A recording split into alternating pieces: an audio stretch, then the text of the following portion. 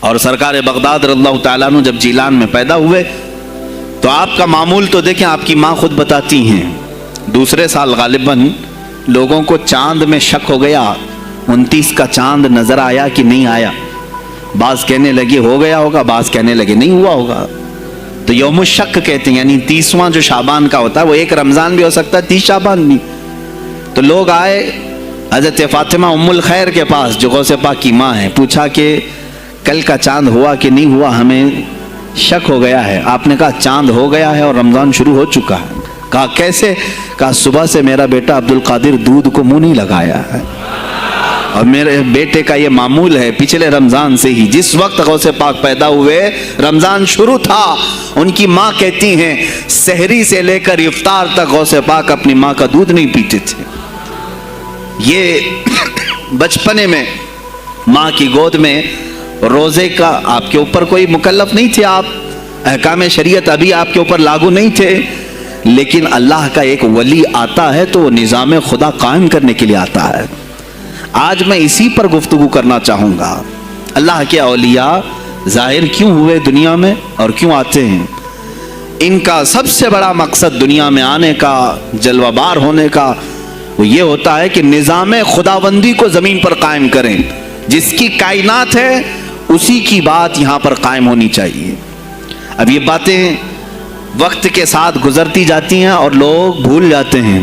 آپ سب کو پھر میں یاد دلا دوں، میرے عزیز، میں نے بھی اور آپ نے بھی اللہ سے ایک وعدہ کیا ہے، ہماری روحوں نے اللہ سے وعدہ کیا ہے۔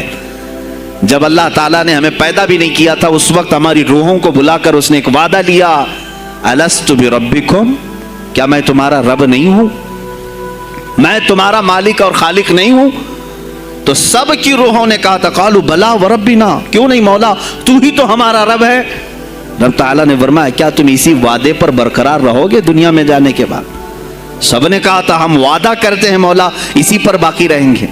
یہاں آنے کے بعد کتنے وہ لوگ ہیں جو اس کی ربوبیت کا اقرار کرتے ہوئے اس کائنات میں صرف اس کے گن گاتے ہیں۔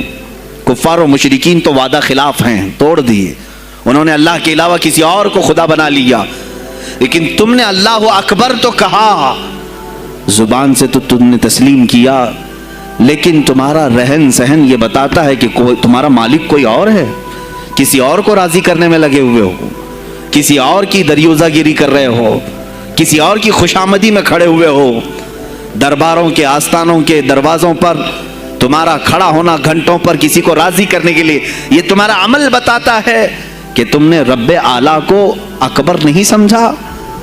وعدہ تو تمہاری روحوں نے کیا تھا کہ تیرے سوا کسی کو ہم حاکم نہیں تسلیم کریں گے، حاکم اعلیٰ صرف اللہ ہے۔ اولیاء کاملین یہی بات یاد دلانے کے لیے آتے ہیں، پھر تمہیں یہ یاد دلانے کے لیے آتے ہیں، اور جس شان سے وہ دنیا میں آتے ہیں بچپن سے ہی ان کے حالات ایسے ہوتے ہیں کہ شریعت طاہرہ کی پابندی ان کے ہر قول و عمل میں نظر آتی ہے، ہر قول و عمل میں۔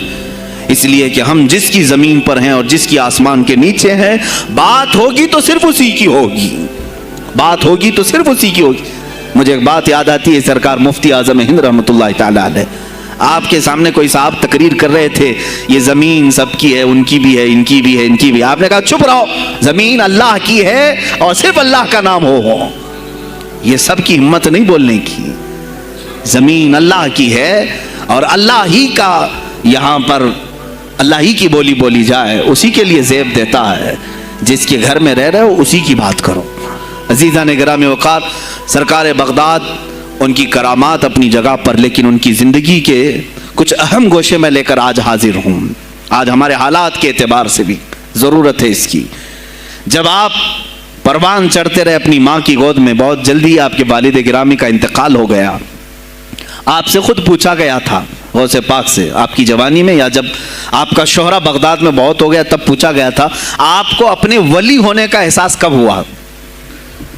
غوث پاک سے ہی پوچھا گیا تھا آپ کو کب پتہ چلا اللہ نے آپ کو ولایت کا یہ مقام عطا کیا؟ آپ فرماتے ہیں جب میں 10 سال کا تھا، مدرسے جاتا تھا تو غیب سے ایک آواز آتی تھی، افصحوا فی المجالس لولی اللہ۔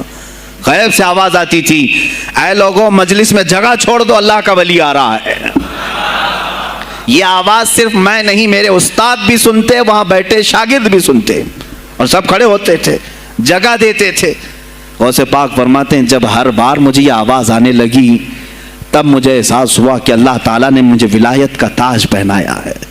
پھر آپ کو لہو و لعب میں، کھیل کود میں نہیں رکھا گیا۔ فرماتے ہیں ایک بار میں صرف ایک گائے کی پونچھ پکڑنے کی کوشش کر رہا تھا، گائے پلٹ گئی، فصیح عربی میں کہنے لگی الہذا خلقت ام بہذا امرت یا عبد القادر، اے عبد القادر کیا تجھے اسی کام کے لیے پیدا کیا گیا یا تجھے اللہ نے اس کام کا حکم دیا کہ میری پونچھ پکڑے؟ غوث پاک فرماتے ہیں میں چونک گیا کہ ایک جانور مجھ سے عربی میں بات کر رہا ہے۔ اور اس کے بعد وہ گائے خود کہنے لگی اے عبد القادر تجھے اللہ نے اپنی مخلوق کے لیے بنایا ہے، اپنے بندوں کو راہ راست پر لانے کے لیے۔ غوث پاک فرماتے ہیں اس کے بعد زندگی میں کبھی کھیل کود کی خواہش بھی نہیں آئی، کھیل کود کی خواہش بھی نہیں آئی، کبھی تصور بھی نہیں کیا